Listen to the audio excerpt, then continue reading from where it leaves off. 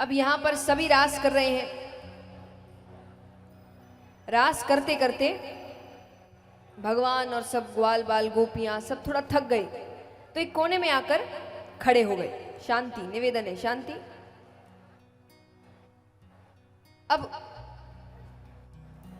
बात करते करते भगवान की दृष्टि राधा जी के गले पर पड़ती है। राधा जी ने आज बहुत सुंदर मोतियों का हार पहना था। बृषभानु जी, बृषभानु जी कौन है? राधा जी के पापा।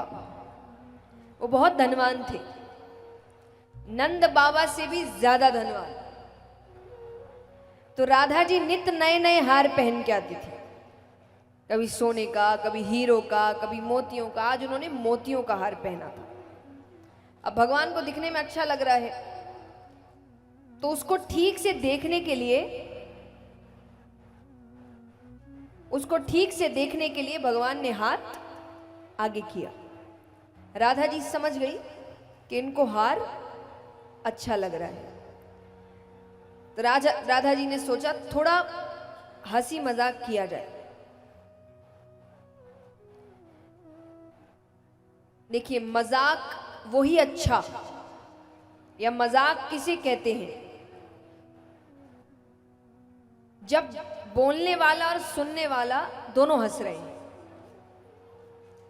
अगर एक हंस रहा है और दूसरे को तकलीफ हो रही है, इसको मजाक नहीं बोलते।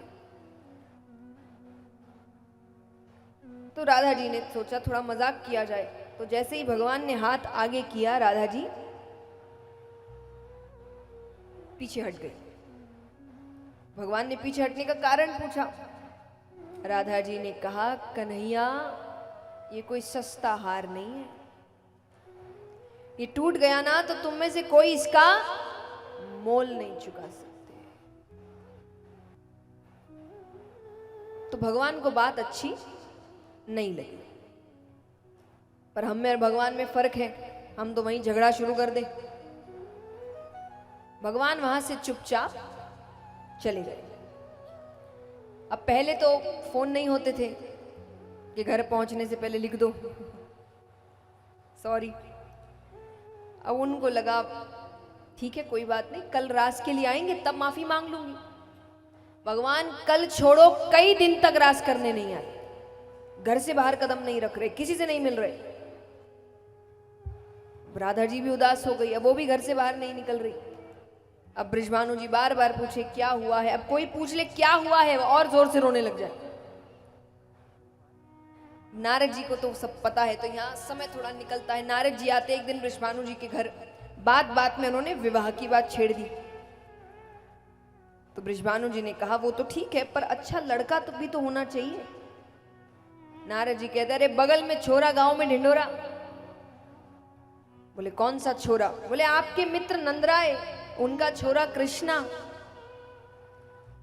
ठीक है, थोड़ी चोरी करता है, वो तो शादी के बाद सुधर जाएगा। देखिए, ये तो विनोद की बात है और सामने भगवान है। लेकिन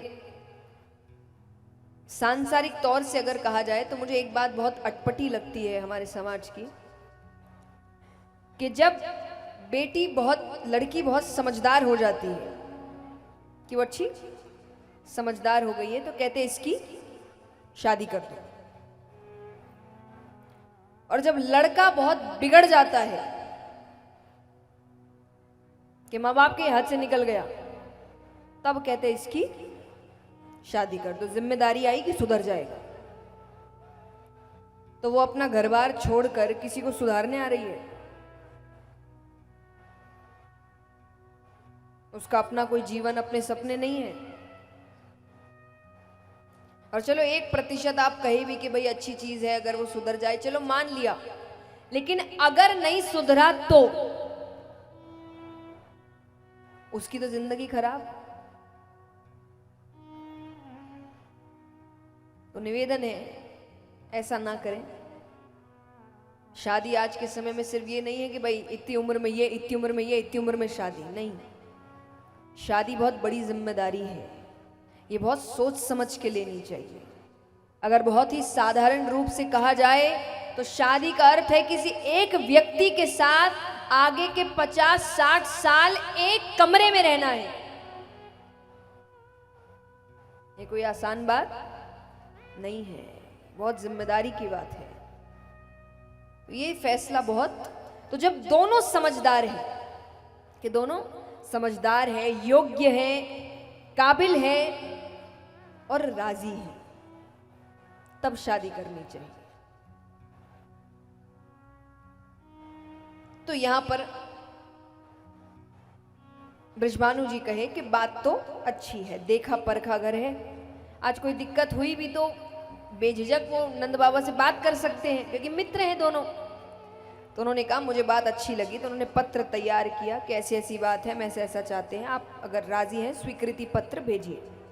अब धनवान व्यक्ति है, खाली पत्र तो भेजेंगे नहीं, अपने तामझाम है। तो बृजभानु जी ने 108 खोमचे तैयार किए। खोमचे मतलब थाल, परात, शादी ब्याह में जिसमें गिफ्ट सजाते हैं ना, ऐसे बड़े बड़े थाल, उनको कहते हैं खोमचे। 108 खोमचे तैयार किए, सब में कुछ ना कुछ रखा, किसी में कपड़े, किसी में गहने, किसी में कुछ, किसी में मेवा। एक थाल बच गया तो वो थाल मोती से भर दिए गए। अभी 108 खोमचे नंद बाबा के घर जा रहे हैं, उनको भी प्रसन्नता हुई। अब वो वापसी स्वीकृति पत्र भेज रहे हैं, लेकिन खाली तो भेजेंगे नहीं। तो पहले वो कह रहे हैं कि एक बार थाल खाली करो, फिर देखते क्या भरना है इसमें। तो थाल खाली हो रहा है, नंद बाबा फेरी लगा रहे हैं सेवकों के सामने। इतने में ही भगवान आए, अंत में मोतियों का थाल पड़ा है। भगवान ने उसमें से एक अच्छा खासा हिस्सा मोती उठाया और चले गए।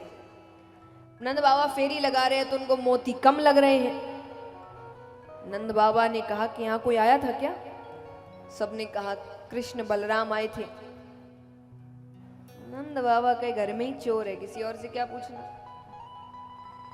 नंद बाबा ने कहा कन्हैया तूने यहां से मोती उठाए? हाँ उठाए।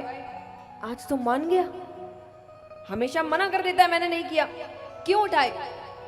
बोले मैंने मोतियों की खेती कर दी है। नंद बाबा को हंसी आई। नंद बाबा कहते जरा दिखाना। तो घर के पीछे लेकर जाते और जैसे सच में अंगूर के गुच्छे लटकते हैं, मोतियों के गुच्छे लटक रहे हैं। बोलिए कृष्ण कन्हैया लाल की। भगवान कहते अब एक नहीं 108 खोमचे मोतियों से भर के भेजो। 108 खोमचे मोतियों से भर के भेजे जाते हैं। बृजभानु जी के घर पहुंचते, अब राधा जी एक बार के लिए प्रसन्न होती है। उनको लगता है कि मानो सब ठीक हो रहा है। अब वो आती है देखने क्या क्या आया।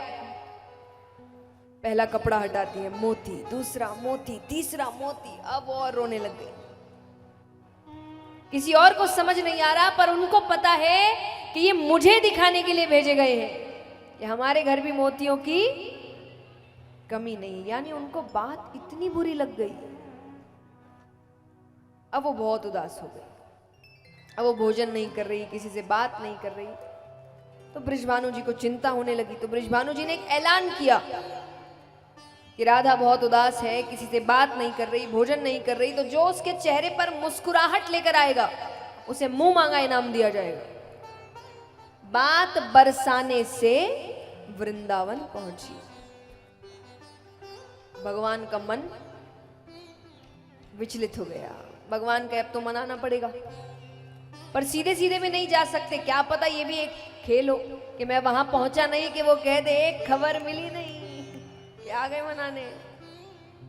और अभी तक किसी को पता नहीं है कि दोनों के बीच अनबन है, तो मनाने के लिए भी तमाशा क्यों करना? जब कुछ पता नहीं है तो जब दोनों के बीच बात है तो अंत तक दोनों के बीच ही बात रहनी चाहिए। तो ऐसा क्या करे कि मान भी जाए और सबको पता भी ना चले इतना। तो भगवान सोच रहे, इतने में उनकी दृष्टि यशोदा मैया पर पड़ती है। उनको एक सुझाव उठता है।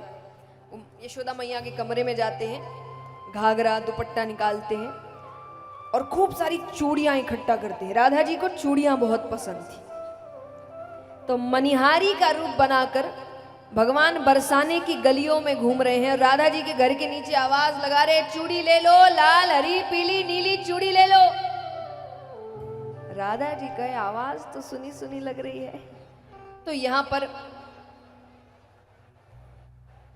भगवान राधा जी के चेहरे पर मुस्कुराहट वापस लेकर आते हैं। ऐसे भाव एक बार मीराबाई के थे। मीराबाई पेड़ के नीचे बैठी है, भजन गा रही, भगवान को बुला रही है। भगवान ने उस दिन परीक्षा ली, नहीं आ रहे। वो गाए जाए रोए जाए, गाए जाए रोए जाए, भगवान नहीं आ रहे। उस पेड़ के ऊपर एक कौवा बैठा है, बहुत आवाज कर रहा है बार बार। वो इतनी दुखी हो गई कि अंत में वो कौवे से बात कर रही है। और क्या बात कर रही है सुनिए। वो कहती है कि काढ़े कलेजो मैं धरूं रे, कि काढ़े कलेजो मैं धरूं रे, कागा तू ले जा। तुझे भूख लग रही है इसलिए आवाज कर रहा है ना, कलेजा निकाल के देती हूँ खाने के लिए, पर एक शर्त है, यहां नहीं खाना। कहां खाना? कि काढ़े कलेजो मैं धरूं रे,